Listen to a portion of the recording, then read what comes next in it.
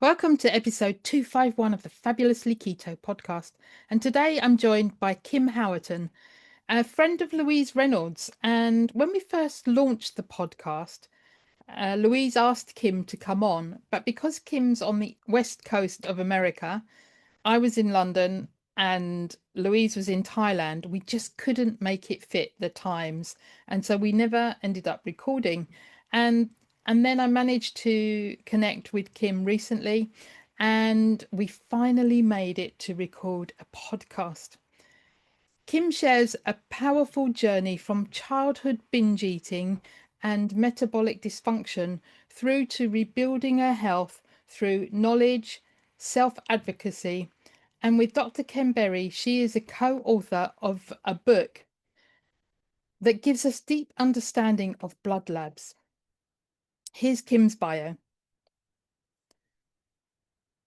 Kim Howerton is a certified metabolic health coach, keto expert, and co-author of Common Sense Labs, a practical guide to decoding your blood work and taking control of your health, an updated and expanded edition.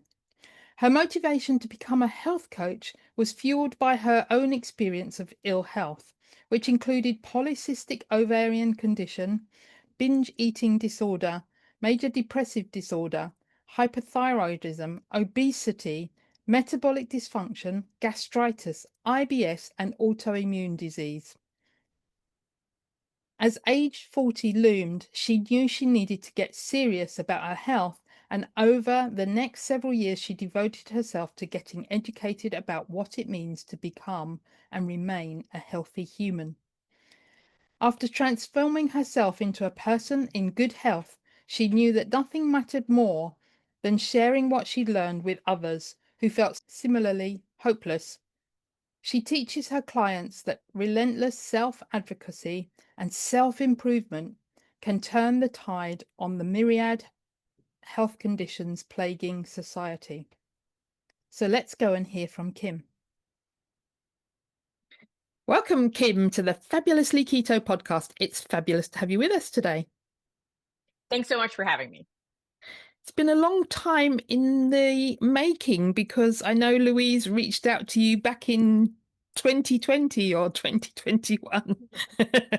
So eventually we get you here. It's fabulous to have Uh, you. Better late than never. Absolutely.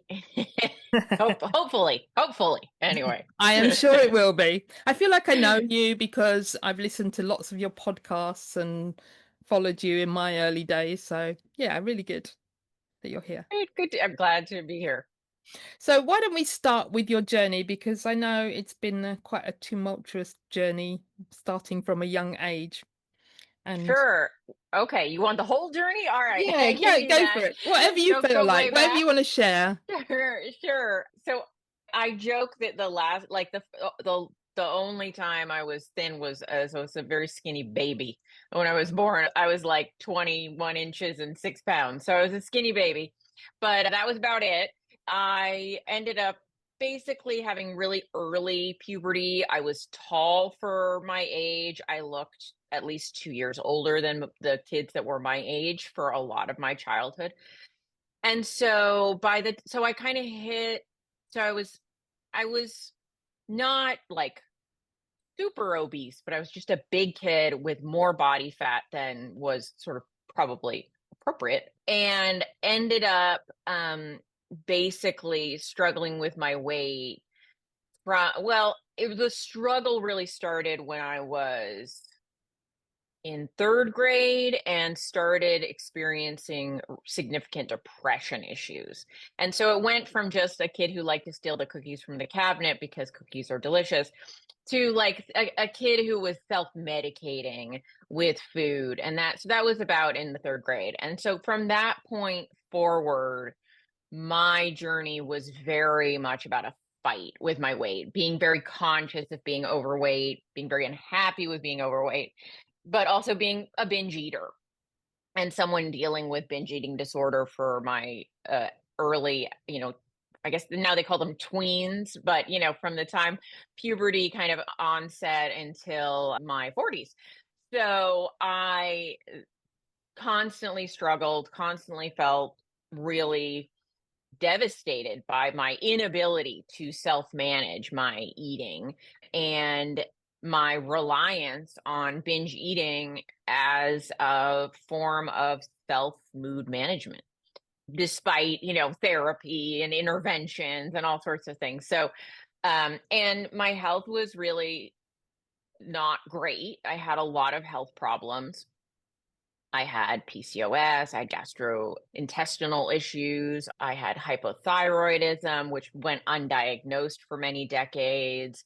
I had all sorts of issues, especially like the depression and all that. So, and then I had like knee problems and back problem, all this stuff. And so, but then as I was but I don't like back and forth and back and forth, but I'd always sort of like managed and I tried to be a productive member of society. But in my late 30s, I got really scared because I noticed my ability to manage my eating was getting even worse. So like I kind of had always been able to like keep the binging in a certain a little bit, like sounds weird. I could somewhat control the binging. It wasn't constant. It was constant overeating, but then I noticed I felt like the mental disorder was accelerating in my late 30s, and I felt increasingly out of control with my eating. Like it really just felt like a monster that I couldn't control. And basically at that point was when I finally was able to stop just feeling like I want to lose weight to be prettier, right? To be more attractive, Yeah. and started really addressing the fact that I just maybe should do it so I don't die. Um, and and so that was kind of like a persistent thought, like, oh, it's not just a looks thing. And I certainly don't want to put it in anyone's head that you have to be skinny to be pretty. It was in my head. And so I had different rules for myself, right, than other people. I certainly thought other people were pretty, but I was like, I am not okay. And so basically that was the start of me sort of crawling my way out of the pit I was in with food and trying to find an approach that would work. I tried a bunch of, different approaches, but each time I went somewhere that was lower carb, there was benefit that I found. And so that sort of informed me as I got to this place in my right on the cusp of 40 to try keto. Cool. How did you find out about it? I think it was that I actually heard Peter Attia on a Tim Ferriss podcast and talking about keto. And I was like, well, that's interesting. And so this was before there was very much out there about keto in the world. Exactly, yeah. And so, at least on a popular level, I think there was like one book at the bookstore on keto. And so I just sort of dove in and followed the rules that I could find about it. They were more geared towards men, so it took a little while to figure out what my tolerance on carbs was, and a few weeks of tracking and guessing and checking and calculating. And so, but then I just kind of figured it out. And shortly thereafter, it turned out that keto became super popular. So, right, like kind of simultaneously, I think, to me discovering it, a good portion of the world discovered it. And so I found Facebook groups where other people were doing keto, and I ended up finding Two Keto Dudes, the podcast, and ended up making friends with the crew that was doing that, became one of their admins. And so we were kind of a fast friend group. And that's how I met like Daisy Brackenhall of, and Louise. And so Terry. that's that. I'm sorry. Terry. And Terry. Yes, yes, yes, absolutely. And they're two friends, John, and I can't remember his other name, because you're all in a group, aren't you? Yes, we all are friends. We are all friends. Yeah, yeah, absolutely. And there's a group of us that just have continued to be friends. And so it's been it was a great, it's like, back in the day, it's like being in war with somebody. You've got a real grounding. So, yeah, yeah. Fabulous. So you were at the early Keto Fests, weren't you? I've been at every Keto Fest. Worked at the first one, ran my little took us off working at the first one along with that group of people. And we had a wonderful time. Sorry, it's allergy season, so my face is itching. Uh, we had a wonderful time together getting things done. And, it's like it's the golden old days of keto back. People are like, oh, you were at Keto Fest? I heard about that. And so, yeah. I do a fair number of conferences because in this work, I'm a coach and a program developer and a cookbook writer and an author. But all of that you work with people, but you don't really have any coworkers. And so I end up really liking to go to the conferences and things to see other people in the same line of work. I forgot to ask you where in the world you are. Oh, I'm in Berkeley, California. So I'm on the west coast of the United States, and about, midway.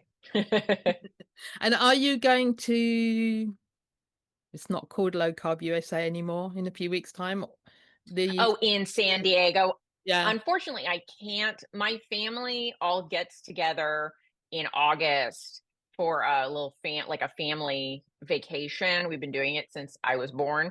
And my brother and his family live in Italy, so they've come from Italy for this event.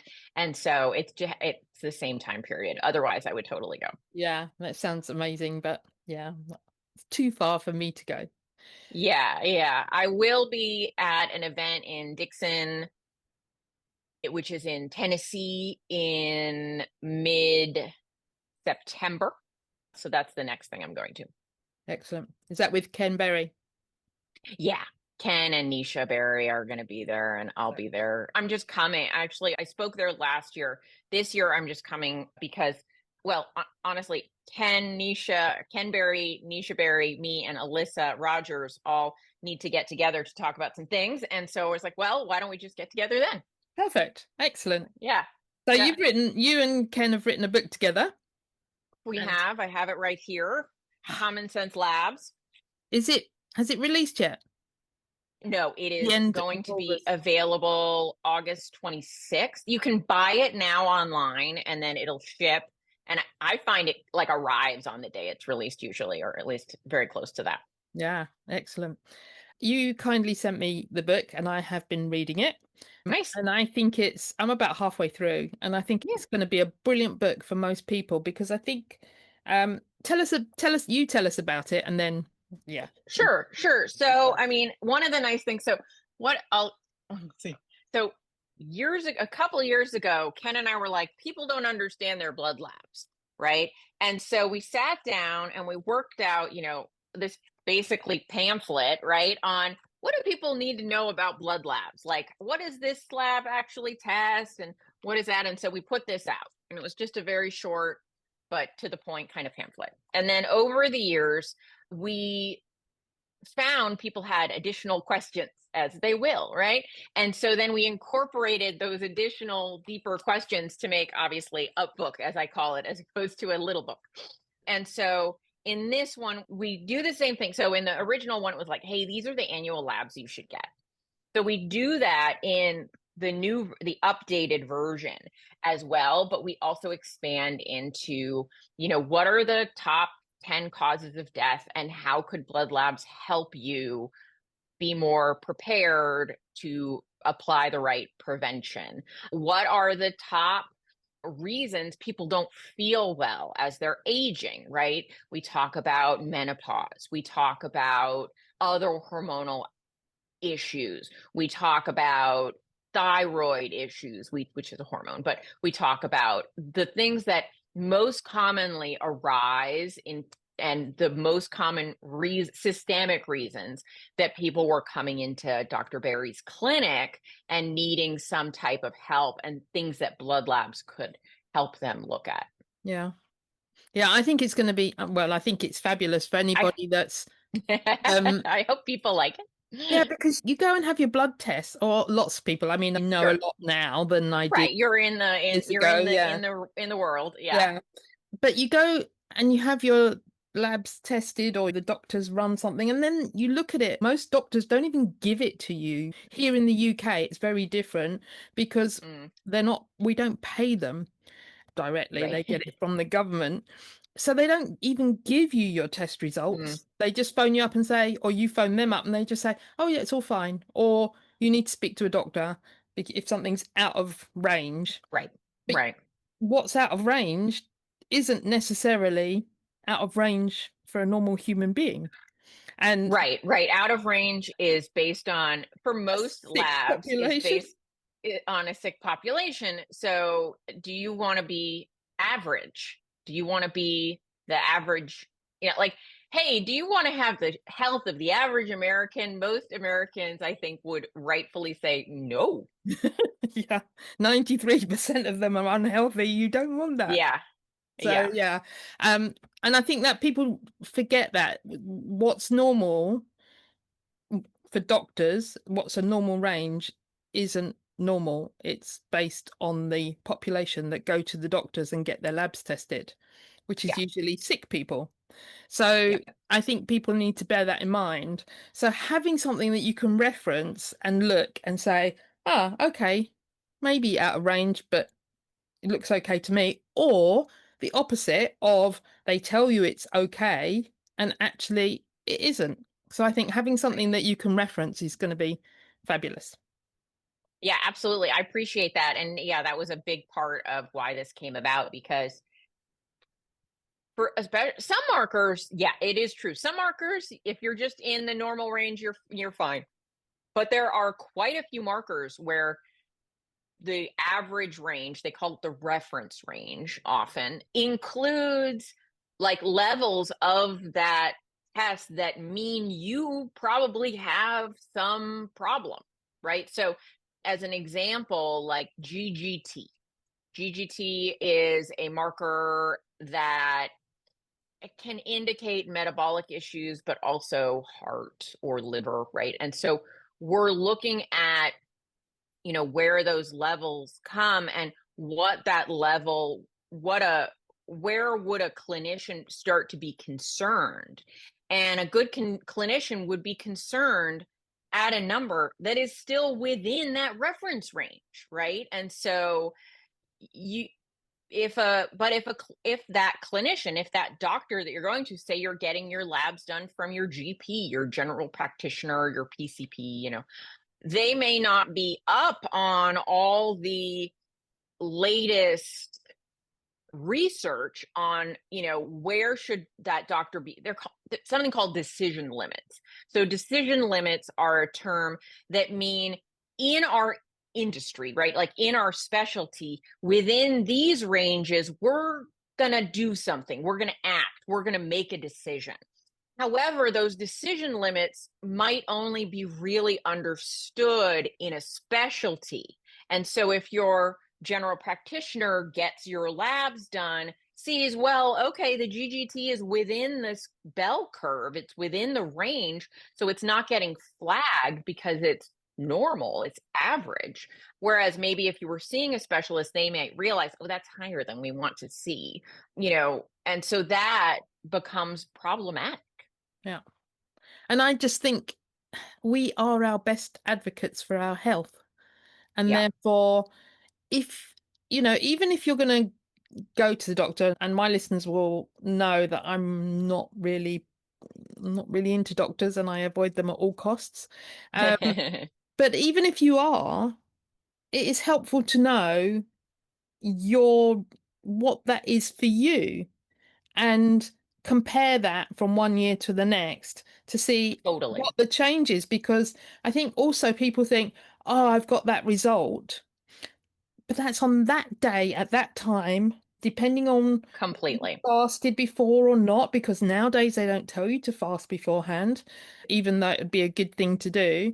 And I think you then have all the details and you can advocate for your health and you can speak to your doctor about it. And I think gone are the days, or they should be gone, where we just say yes, yes, doctor, yes, doctor, yes, doctor. We need to have, we need to be advocating for ourselves and what feels right for us as well. Absolutely, absolutely. And you make an excellent point that there is individual variation. There just happens to be that your marker tends to hang out a little bit over here versus over there. And that might not mean anything is wrong. That just might be your genetics, your tendencies. And so if you're getting those same markers checked over time, what would be helpful then is what's normal, not just what's normal for the average population, but what's normal for you. Yeah. Because if you feel well, follow-up tests look good, no indication of a disease or a condition or an issue, but this is what the lab marker comes in at.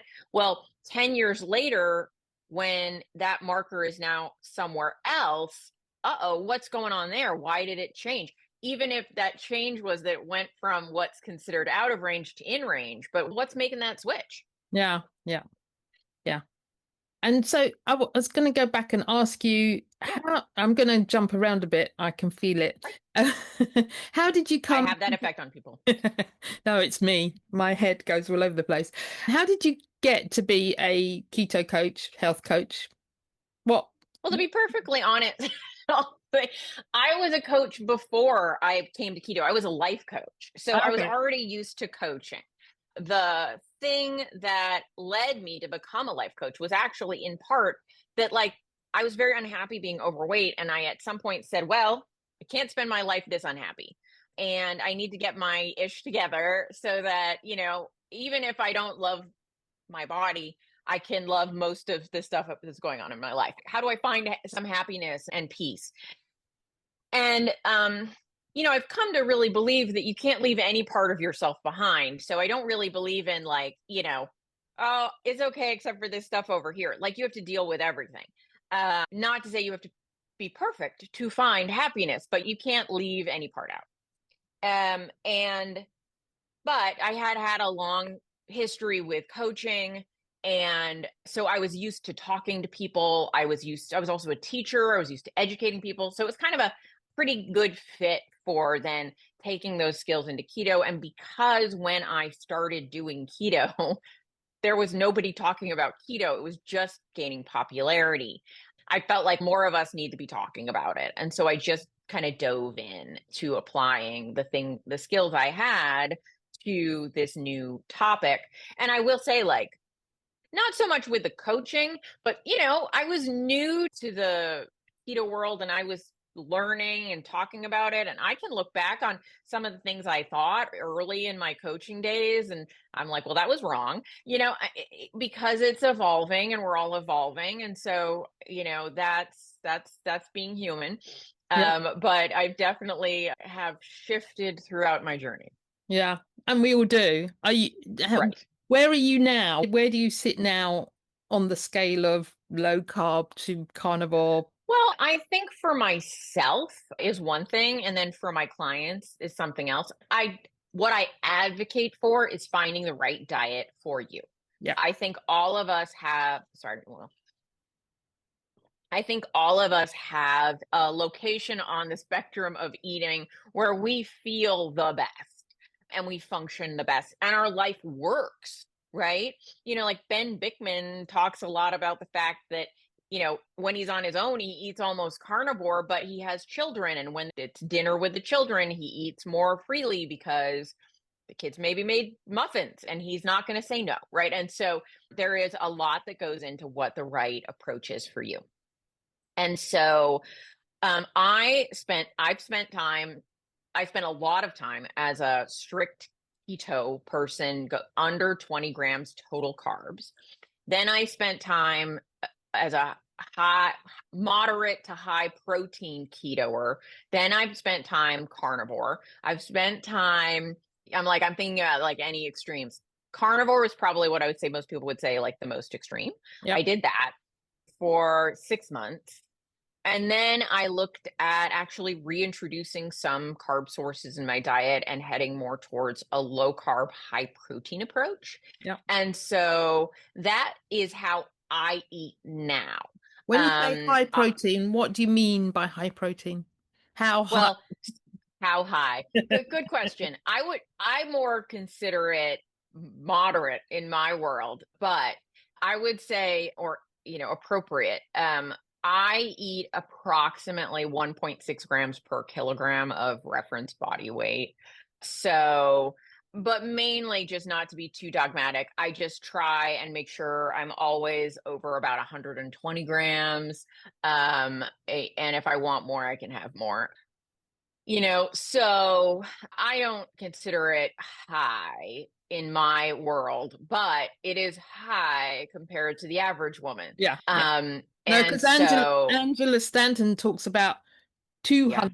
285 grams of protein. That's Oh, high. yeah, no, that's high. Yeah, I would say, I use the word high. I mean, high is, to point out correctly, a very subjective term. Yeah. Um, I would say, though, when I first started keto, we were in the anti-protein days. And so when I first started keto, we were advised by people to keep our protein like under 1 kilogram per, I'm sorry, under 1 gram per kilogram of lean mass. So I was keeping my protein around 55 grams at that point, which is real low. So within a couple of years of keto, I went from like keeping it under 50, 60 grams to bringing it up closer to like 100 grams. So I fixed that first. And then from there, I did a bunch of things. And the reason I reintroduced carbs into my life was, or, more carbs than I was eating, was that I hit a wall where so I lost a lot of weight on keto, but not all the weight I wanted to lose. And then I basically couldn't lose more weight for quite some time. And then I lost a little, and then a little more. And I had reached a point where I was not getting the same kind of satiety effects on keto that I used to. I was finding myself hungry a lot. I was finding myself craving more food a lot. And I just thought, well, let's see what happens if I introduce more fruits and vegetables, mostly vegetables, but, obviously cucumber is a fruit. So introducing a little more fiber, a little more water, a little more of these things from vegetable sources. And I found I felt better. Yeah. And so that was part of my decision. I have some clients who don't feel better when they introduce those kinds of foods. And so that wouldn't be something that they should do. We all have to be conscious of what works for us. Yeah, absolutely. And so I guess you like me, so I do coaching as well, but I meet people where they're at and Yeah, then absolutely. make changes that work for them because Right.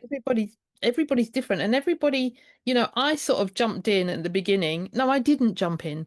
When I first started, I ate what I thought was low carb, which wasn't because I would have lots of peas and sweet corn. Uh-huh. Oh, real corn on the cob. Yeah, Uh, yeah. so I sort of replaced the potatoes or whatever else I was having with more vegetables. I had huge piles of food. Hmm. And then when I found keto, then I went much stricter. But you just have to do what you can do. I remember in the beginning, I was still losing weight. I was eating chocolate every night, but I don't binge on chocolate. I would have Yeah. 4 squares or something. So I'm quite a good moderator. I remember because I never used calculated macros. I would just cut it right out, cut loads of things down. Uh-huh. I hate weighing food, but I remember I was doing a 5K, a park run, and I remember running around listening to you talking. It might have been your podcast, you might have been with Daisy, I don't know. And you were saying, oh, yes, you've got to measure your macros. And it was like, no, I can't do that. I can't do that. But how do you feel? I like math. You So like math. Okay. Do you still feel that you need to? measure your macros. Yeah. No. Well, let me explain. I think you only need to be as strict or stringent as you need to be to see the results you want to see. So if you are getting the results you want, not tracking, then don't track, right? If you're not, if you're getting if you feel great, you look great, you function great, everything is great, why would you change something? So I don't think you have to. I think it's a tool in your toolbox. And if the things that you are doing aren't getting you the results that you want, then it's time to consider other tools in your toolbox. Yeah. And so, when I first started my coaching, I taught everybody, I taught newbies how to keto, all that stuff. But later on, more in the past 5 or so years, I have focused my attention on who I coach to people who have tried the general advice, tried, just don't eat high carb foods, just cut these things out, just eat, meat and green leafy veg when you're hungry, don't eat when you're not. Like that advice works great. But there are people who are like, I'm doing all that. What do it's not happening the way I want. Those are the people I work with. Yeah. So I now work with people who, so do my clients tend to need to track? Yes, because here's the problem. If I've got 20 people and all of them are doing the same thing, they're all just eating when they're hungry. They're just eating meat and very low carb veg. They're fasting overnight. They're like, they're doing all the like check, check, check, check, check. And then someone comes to me out of that 20 and says, I haven't lost a pound. And I'm like, how are your hormones, right? Like, how are these? I got my labs back. Everything looks fine. Okay, so there's not a obvious reason that they're needing some medical intervention. They're doing all the things that they say they're doing. And, I tend to believe people when they tell me what they're doing. Well, now what as a coach, right? Or for them, even without a coach. Well, okay, we need more data. We need more data to figure out what might be going on. Tracking is that more data. And so if you aren't where you want to, like, it's like, does a trillionaire need to budget, right? Do they need to like write down, okay, I bought a pack of gum? No, they have an unlimited budget.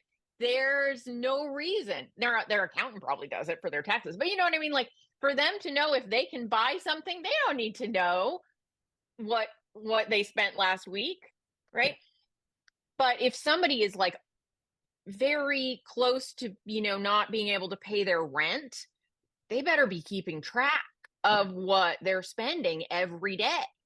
And so I work with the people that can barely pay their rent, right? I work with those people who are like, this is very challenging and I need to know about everything so that I can make better choices. Yeah. And I say that I hate tracking. I do hate tracking. But it doesn't mean that I don't ever track, because I do Right. sometimes.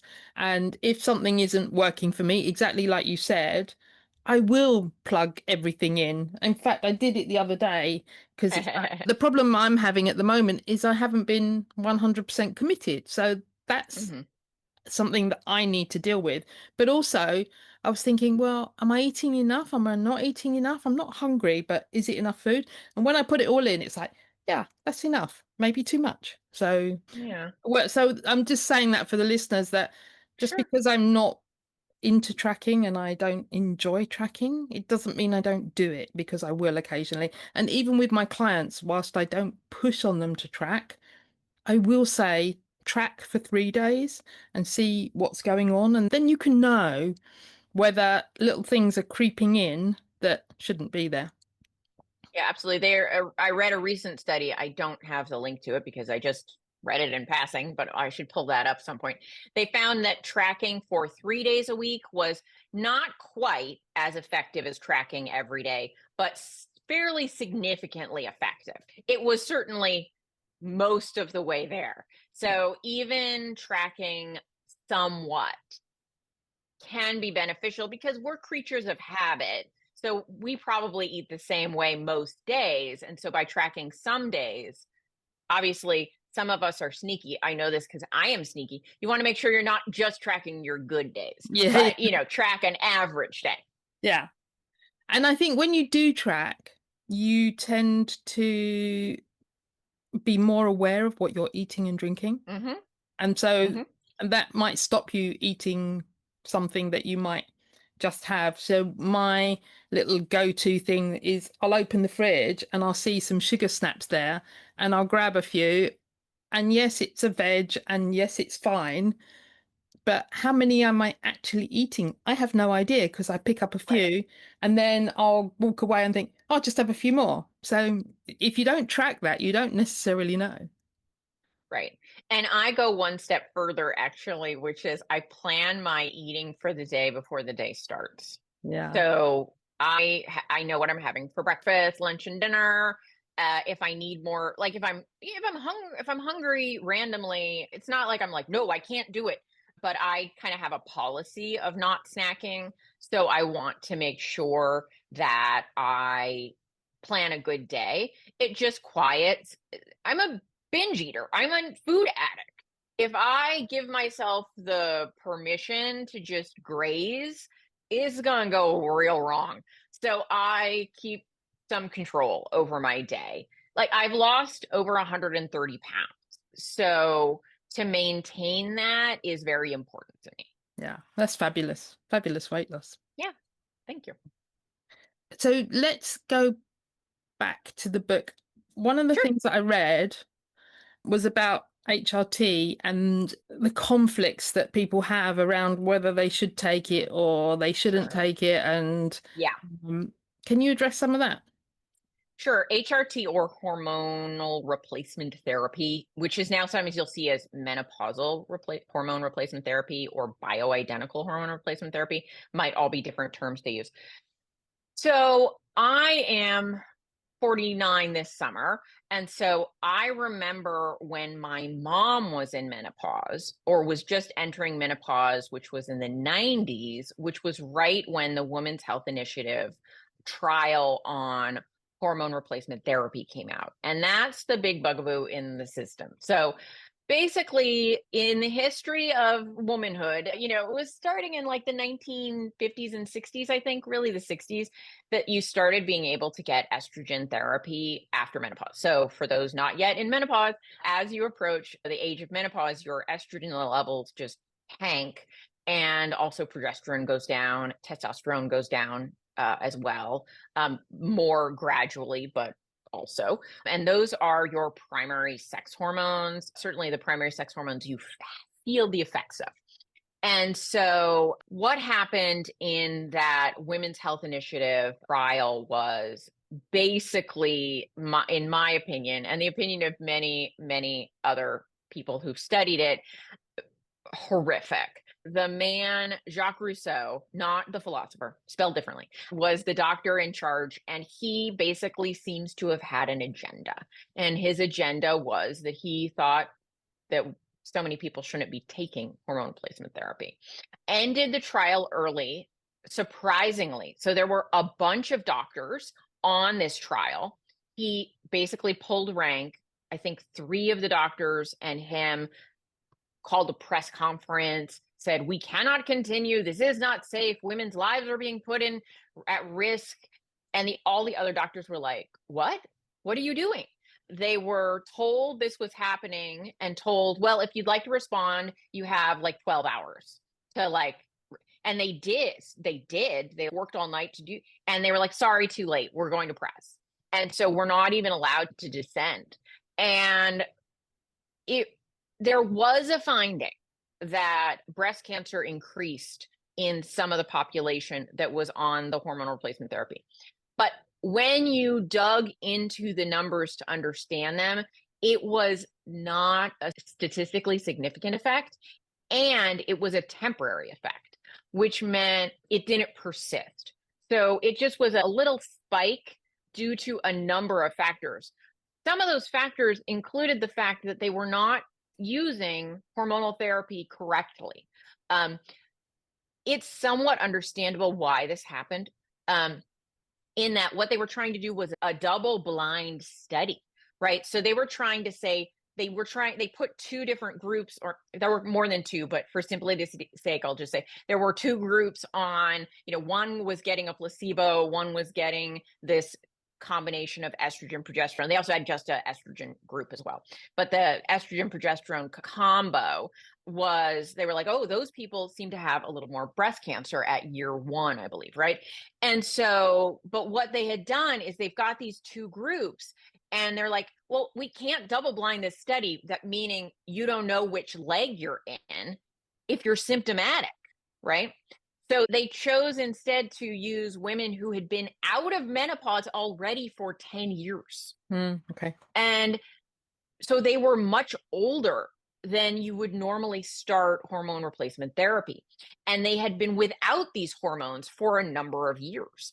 And so that caused problems, because that is not a circumstance in which that is not the optimal circumstance. I'll put it that way. Yeah. The other thing they then found was, when they continued to follow these women over time, there was a little bump at year 1, but there was less at year 2. When you average it out over, I think, 3 years or 5 years, there was no effect, right? So it was wrong. Like, it was bad science that was happening. That's why you have things like, you have to reach a statistical significant point before you can really say it's for any reason but noise. Anyway, but the press went crazy with this news, because there is nothing the press likes more than bad news, right? Yeah. More than something that scares people, because fear sells magazines. Yeah. And so basically we fell. It was like, I can't remember the percentage that it used to be. It's actually in the book, but it was well above 20% of women. I think it was a lot higher than that. Fell to like 5% of women using hormone replacement therapy over the next several decades. It's just now that doctors are coming forward and saying, this is ridiculous. This was a farce. And so now, but the problem is, we've had, 30 years of doctors not getting educated about it, believing the common narrative, getting all of their menopause information from media rather than doctors. I think less than 10% of medical schools teach about menopause. Almost all the education for an OBGYN's training is about fertility and birthing babies, which is super important, but our life doesn't end when our reproductive years end. So, there are very few menopausal hormone specialists out there. So ultimately, I'm like trying to be part of the drive to get people to understand that while I'm not in any way saying there are zero risks to hormone replacement therapy, it is one of the, if not the lowest risk medical intervention you can do. And so, doctors think nothing of putting us on birth control pills for the majority of our reproductive years, which are way higher doses of hormones than you get in hormone replacement therapy. And, and yet nobody is like, hey, 26-year-old woman, are you worried about breast cancer? Right. But they're going to say that to you when you're thinking about, I don't know, trying to take hormones so you aren't as likely to get heart disease, osteoporosis, Alzheimer's, and generally feel dried up and sick. Yeah. Yeah. Yeah. So, because there's lots of people out there. I think menopause is the biggest thing that people ask me about in Yeah. terms of being a podcast host. Can I get people on to talk about menopause? Yeah.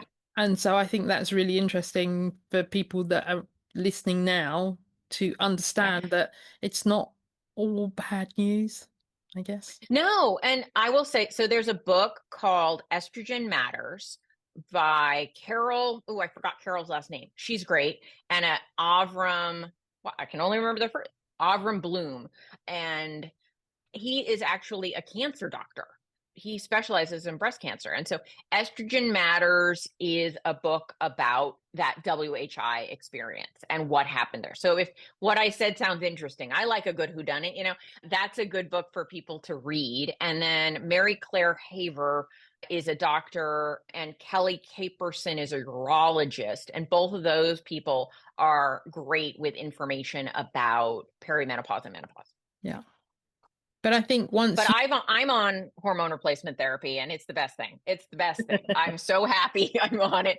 I went on it 6 months ago. It's not been very long. I'm in perimenopause. I'm not yet at the menopause mark, which is a year of no longer getting a period. That's when you're considered to be in menopause, or have experienced menopause. Um, but my cognition is improved, my mood is improved, my focus is improved. Can I say my mood is improved? The biggest difference. I have physical changes that are better. So I am still dialing in my doses, and maybe am I going up or whatever. But I have to say I'm yeah, thrilled that it exists. Yeah, yeah. And but I think we have to put a caveat there that if you've been out of menopause for a long time, that's probably not the right thing to do. well, But it's you can, something to I think, definitely talk to your doctor. I was going to In say, any case, you have to talk to your doctor. yeah, Certainly, there are forms of estrogen, specifically like vaginal estrogen. There is no contraindication for that, even if you've had cancer, even if you are way beyond menopause, because it's a localized dose. And so there are things you can still do. And there might be ways you could approach it. But there are definitely going to be people that hormone replacement therapy is inappropriate for. yeah. But it's definitely something people can look into and Yeah. find out Yeah. more about if you feel that you're not, don't feel right or you're not right. There's things Right. that are not quite right that you've Yeah. noticed. Yeah. I'm not going down that route. I saw my mom suffer. So she stopped taking hormone replacement therapy because her doctor was like, "Oh no, it's very dangerous." And I've seen she is now in her 80s, and I see a significant number of problems she's struggling with are directly tied to her not continuing hormones. Mm, yeah. Yeah. It's a big subject and there's a lot to consider. Yeah, and I believe in autonomy. So if you're a woman out there who's like, I don't see a reason for it, I don't want to do it, I'm not telling you you have to take it. No, You absolutely. do you. Yeah. I'm just saying we should have informed decisions about these things about our health. Yeah. Yeah. So, Kim, is there anything we haven't spoken about today that you really wanted to talk about? I'm just happy to help. I'm just happy to talk about whatever you want. I will say, probably some of the most in-depth discussion that we go into in the book is about thyroid health Oh, yeah. and hormone health.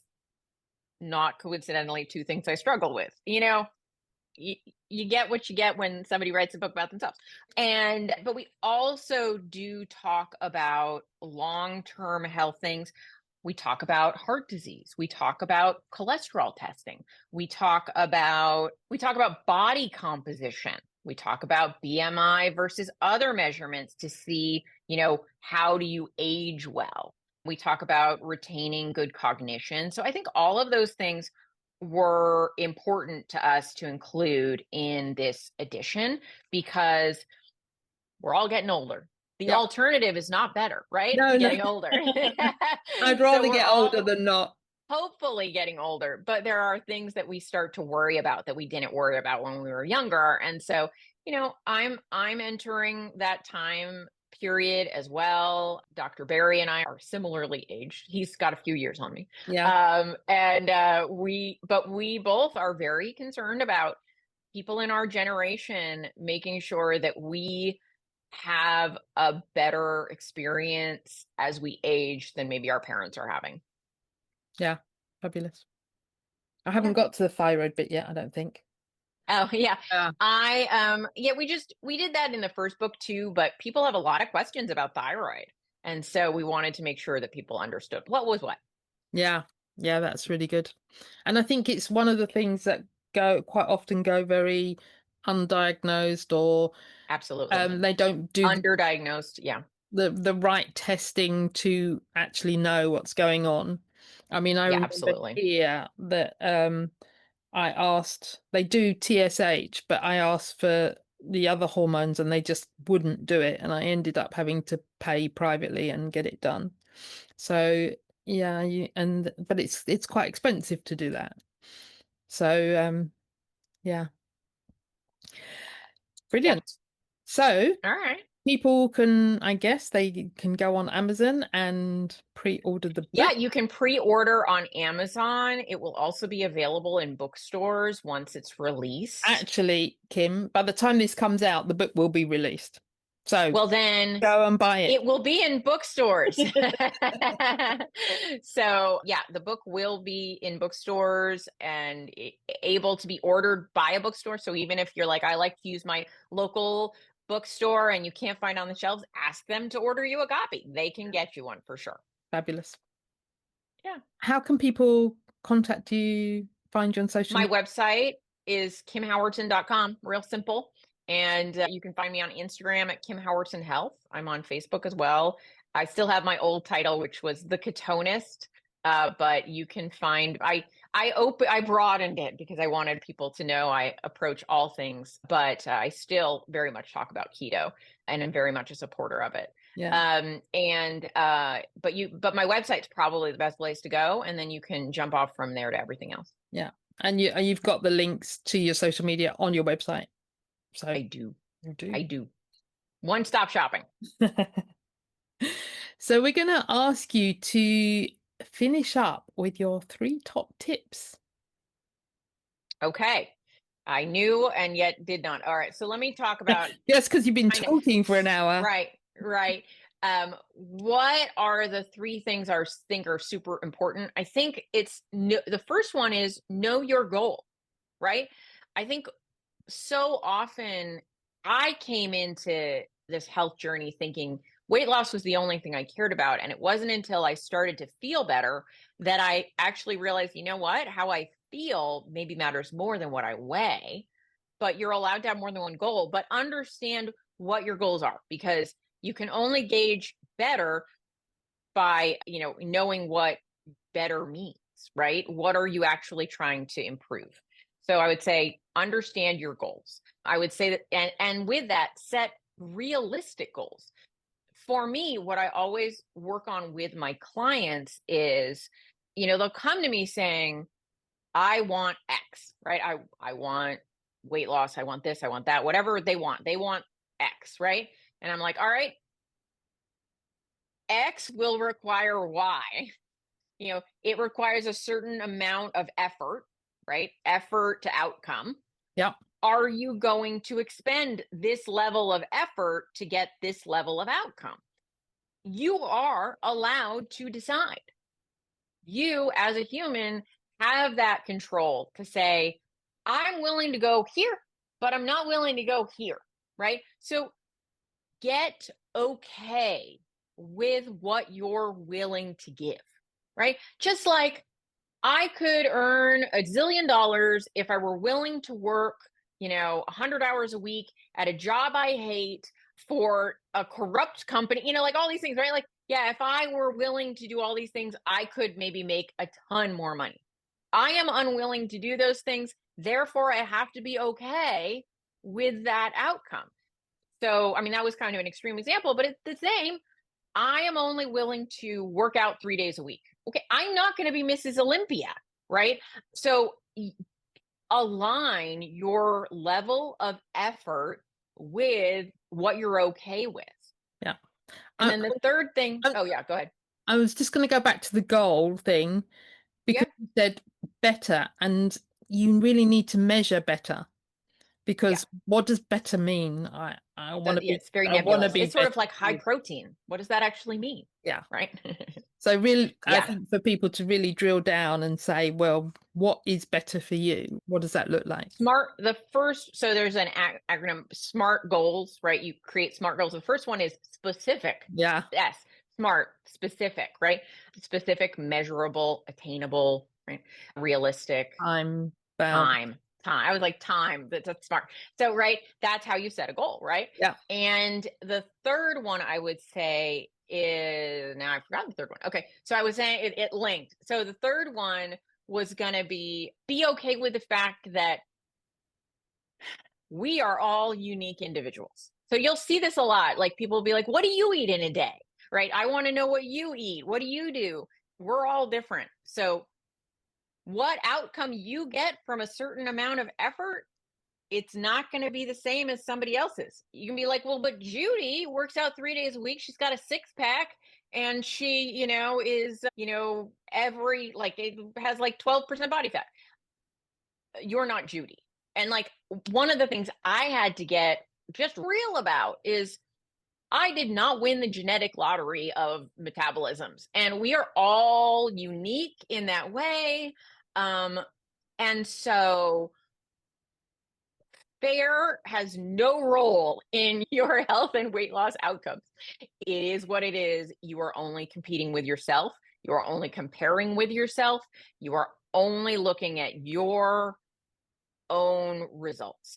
And so letting go of that comparison to other people, I think, is very powerful. You're only trying to win against you. Yeah. And I think you probably get it as well, where clients say, well, what do you do?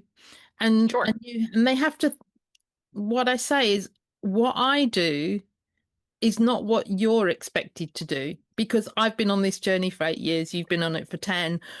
We've gone through the process of Right. what we do and how we do it and what's acceptable to us, like you said earlier. That that all comes with time. I don't expect someone to start today and do what I'm doing tomorrow, because that all took No. time. Quite honestly, if you had asked me to do what I do now 10 years ago, I would have said no. Oh, yeah, exactly. Right? So I, I am very happy. Well, not personally, but it gladdens my heart to see that most people don't have to go to the extremes that I have to go to, because trust me, you don't want to be me. Like, it's rough. I had a metabolic test done once, and the woman kept coming in to make sure I was still alive, because she's like, we don't usually get these results. Like, I broke the machine. Like, they had an algorithm that was like, eat this much or whatever. She was like, the calculations don't actually work on you. My metabolic rate was showing so low. And so I just, what does not kill you has a funny story in its outcome. So that's what I go with in my life. But yeah, most of my clients don't have to go to the extremes I find myself going to. Yeah, fabulous. Kim, Yeah. thank you for being with Yeah. me today. Thank you for having me. Brilliant. So Kim and I have been chatting off air, and one of the things I forgot to ask her was about her weight stall that she went through, which I think is important because I think we all did it. And I mentioned to you I was fairly flat for a number of Sure. years. And you Sure. were talking, and as you were talking, I could hear your emotions coming up. Mm, And I thought, yeah. people need to hear this because other people will be going through that. Sure. Sure. So yeah, as I think I mentioned, when I first went keto, I lost weight really rapidly. And then it sort of slowed down, and then it sort of slowed some more, and then it plateaued, and then it plateaued for a long time. And then I sort of started to almost regain some weight, not almost, actually regain some weight. And I felt totally betrayed, because keto was really the first thing that really felt like it was a fix. It really was something that could work for me. It was going to fix my health problems, it was going to fix my weight problems. I was going to get where I wanted to go. And then when it stopped working, I was devastated. I felt like the way that I felt before keto, which was kind of broken. I was like, I thought I found the fix. This isn't the fix. I don't know what is the fix. I can't stop doing this because at least it somewhat worked. But what do I do? And it was a very emotionally devastating time. And I thought, well, I just got to become a scientist about it and get really curious about what's going on with my body. And so when I mentioned, like, I tried carnivore and I did this and I did that, um, I, those were all experiments I did trying to see what would work. Right. So I was like, all right, well, let's try strict carnivore. Let's try high fat carnivore. Let's try higher protein. Let's try. So I did lots of experiments. And ultimately what I found was um, I have a very low metabolic rate, and I started controlling more significantly for calories, and that was actually the thing that worked for me. And so I know it's a little rebellious in this world to talk about, but um, uh, I but I also will say that by the time I was um, in this fight to lose to stop the stall and lose the weight, I had improved many of my markers and my blood labs, and I was no longer insulin resistant. And so my body was working the way that bodies often are told to work. And yet I was just eating more than my body needed for the energy supply required to run my personal body. Yeah. And I think that's the Yeah. important thing, is to just try stuff and see what Yeah. works. And that's where the Yeah. measuring comes in, and the tracking is Sure. see what works for you, because you said you did carnivore, you did higher protein, you did higher fat, and you ended up on calorie tracking almost, Hmm. still Hmm. keeping with that higher protein. I, Yeah. I I would mean, call that so normal protein. calories don't mean health. They're not the same thing. So I want to say that there's a big difference between why we eat food, which is food is the way that humans get their nutrients, right? And then how much or what we eat for weight management. Yes, weight is related to health, but they're not exact matches. And so, my parents' generation certainly only thought weight was the only thing that mattered, right? We grew up with that, but you need nutrients. You need, you need things that come from food that are unrelated to calories. But also it is one of the things you can measure to look at how your body is using energy. Yeah. And I just think, the big takeaway is you have to try stuff, you know, You have to try stuff. Yeah. just have And to. you have to, one of the things I like to think about is I want to make sure that the keto or low carb community isn't becoming the old gaslight, right? So remember, like the old advice was always eat less and move more. And it just felt like gaslighting, like, come on, what's wrong with you? Can't you do this thing? It's so simple. Um, and for a lot of us, finding keto where you're like, oh, that advice is not super helpful, was good. I don't want us to then be saying to people, you can't lose the last 30 pounds, keto better, right? Like, you know, we could fall prey to the same risk of being just as disheartening to people. And so I believe there is a solution for all of us. Whether or not you want to do that thing is up to you. Yeah. But I don't believe any one of us is doomed, right? Doomed to not weigh, what they want or what they should or whatever. Like, I still have probably 5 pounds that I could stand to lose if I tried, but that is a lot of trying, right? Yeah. So that is something that I get to say, I'm comfortable here and Yeah. I'm going to be okay with this.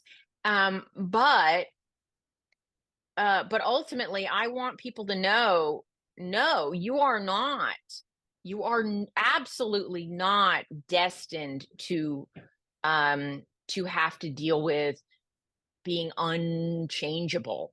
You just have to, know that there is a solution to most problems. Obviously, you have a chronic illness, a disability. We all have things we can't change. I cannot snap my fingers and be 6 feet tall, right? There are parameters that we can't escape, but we could be the best version of who we are able to be. Yeah.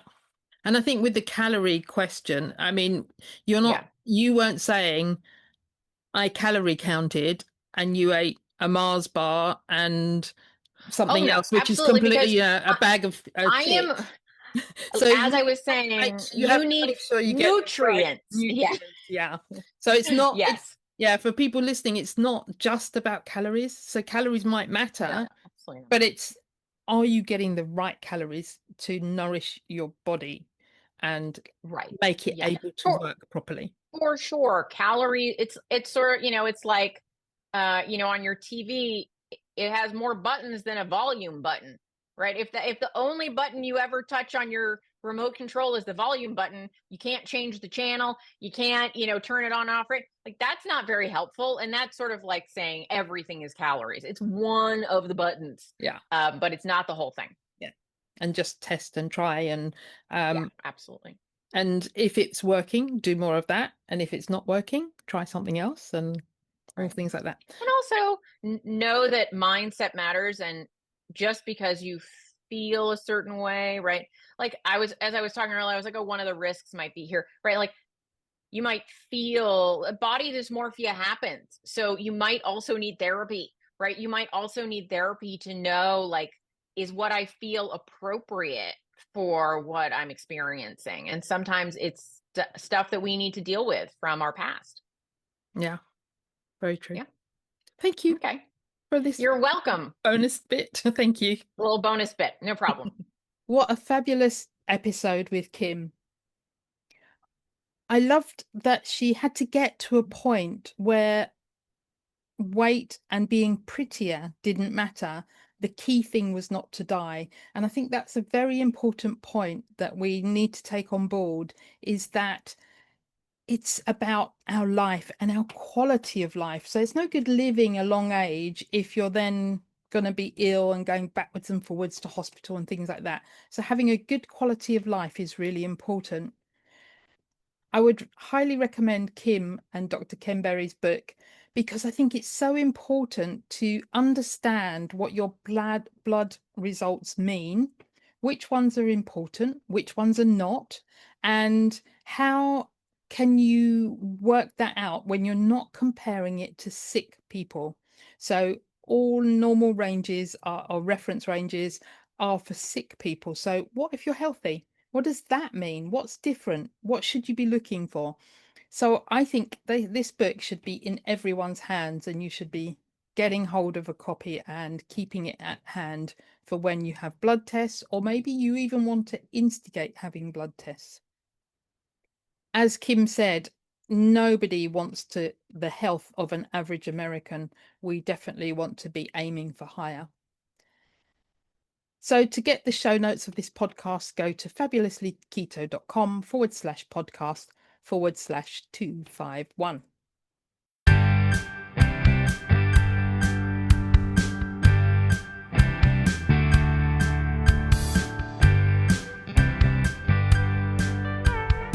Disclaimer. The content of this podcast is for informational and educational purposes only, and is not intended as medical advice. Our guests, whether healthcare professionals or not, are sharing their personal opinions and experiences. This does not establish a doctor-patient relationship. Always consult a qualified healthcare professional before making changes to your medications, treatment, or lifestyle, particularly if you're on medication or have concerns about your health.